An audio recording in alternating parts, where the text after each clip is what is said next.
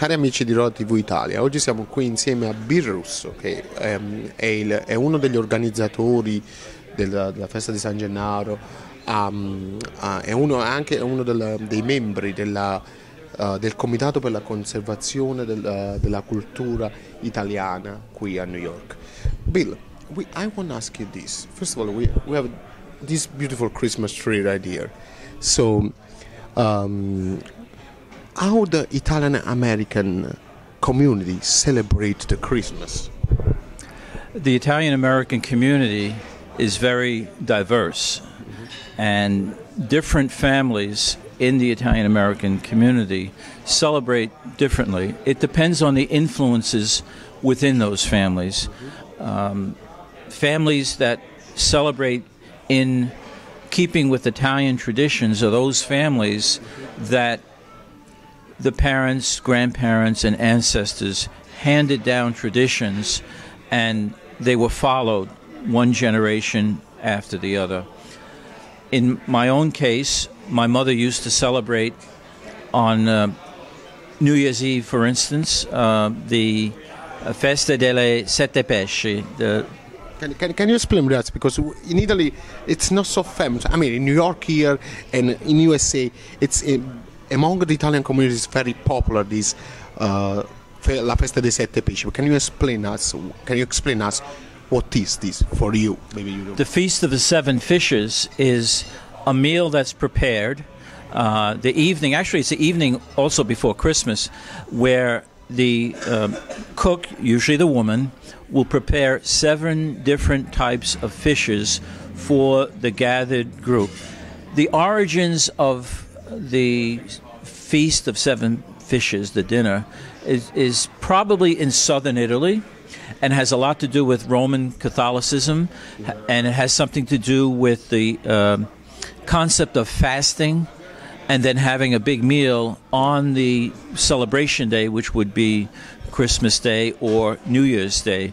And the fishes usually are representative of coastal towns, Napoli and coastal towns in Calabria, perhaps Sicily, bacala and calamar, and different types of fish that were the type of food that people in southern Italy, as opposed to northern Italy, made traditions. Now, the largest wave of Italian immigration to America was between 1890 and 1920 in America, where over 10 million people. Almost an invasion, I would say. Almost an invasion.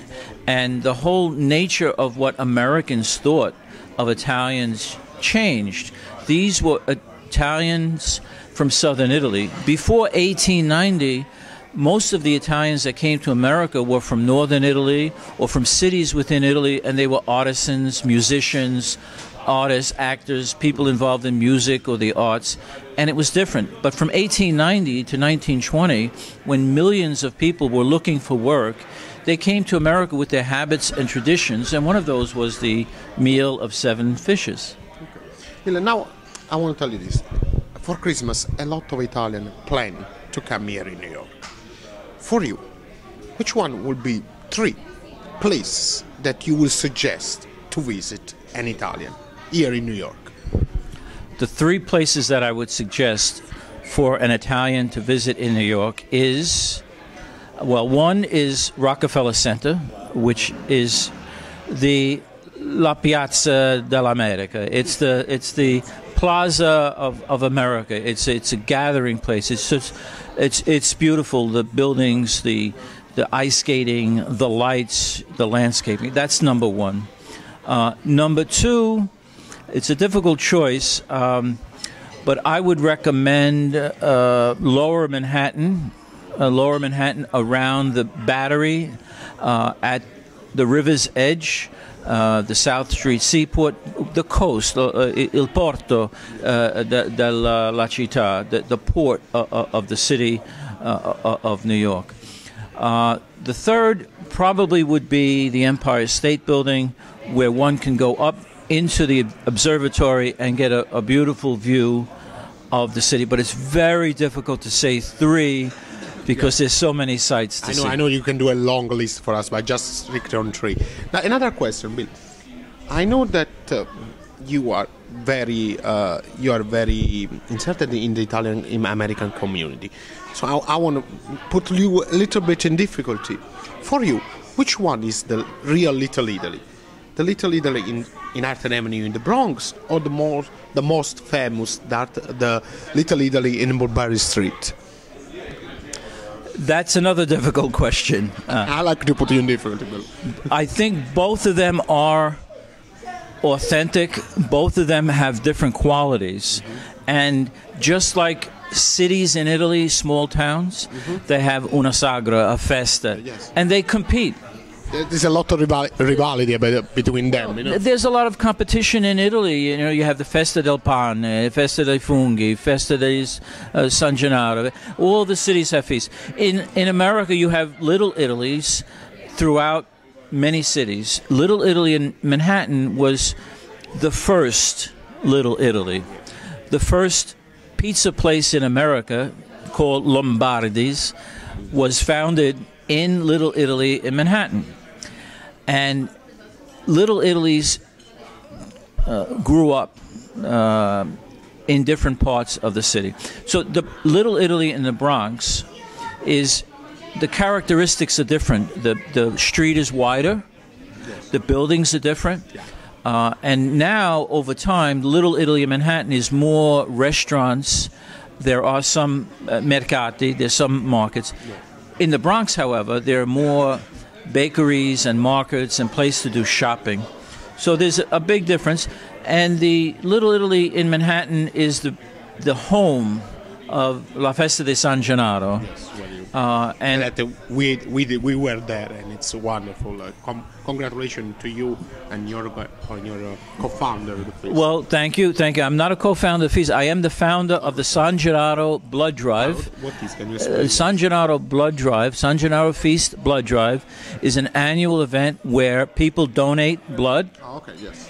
That is used for the general population, and blood doesn't discriminate. Blood can be used by anybody.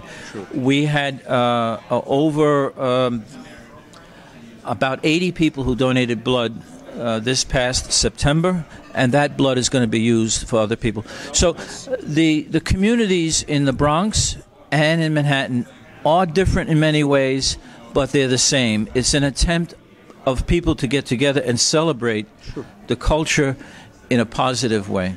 Okay. Bill, talking about the noble cause that you are involved with, I know that talking about the San Gennaro Blood Ride, but you have another noble cause. You are a founder of a foundation, no? The Alzheimer. I don't remember exactly which one. Can you explain us your noble cause? I am the founder of the Anna Quadrino Fund. The website is www.alznyc.org/Anna. Anna Quadrino was my mother. She was married twice. My father, William Russo, died when I was young, and my mother remarried later in life, and her last name is Quadrino. My mother had Alzheimer's disease for 12 years before she passed away. My mother was a seamstress, and she raised my brother and I, and unfortunately later in life she developed Alzheimer's disease, which the word Alzheimer's is known throughout the world. Yes. And unfortunately, it's a disease that no one knows what a cure is. There are tests, better tests now. There are some medications that attempt to slow the progression, but at the same time, it's a cause that I have taken up in the Anna Quadrino Fund to help raise money to end the disease, but in the meantime, to help people understand it and help caregivers care for people who have Alzheimer's disease. That's very touching. It's wonderful that you did. Sorry, I just want to come back 1 second to Naples. I know that your family. You say that, Bill. Recently, did you travel in Italy? Do you travel in Naples? What is the perception that you have about Naples, especially in the last period? The perception that I have about Naples is that it's a city that is experiencing what many American cities experienced in the 1970s and early 1980s. I got the impression that the people are basically good. The people want to have a decent life. They want to have a place to raise their children and for their children to raise their children in a decent environment. However, there are influences that the people can't control 100%. Immigration, political corruption, labor unions. So there are a lot of influences in Naples. I found it interesting. I found it diverso, as they say. I found it a very colorful city. However, they need to have some order, l'ordine. They need order to bring things together and to have people live as diverse as they are, whether Chinese, African, the Latvia, the Russia, wherever. They're still, when you're in Italy, you're all Italian. When you're in America and you make your life here, you are American. And Italians have to get used to diversity. Sure. Talking about here, there are 153 different communities that live in New York. So many. So I just want to tell you, buon Natale. Buon Natale, grazie. Ciao a tutti in Italia. Bye bye.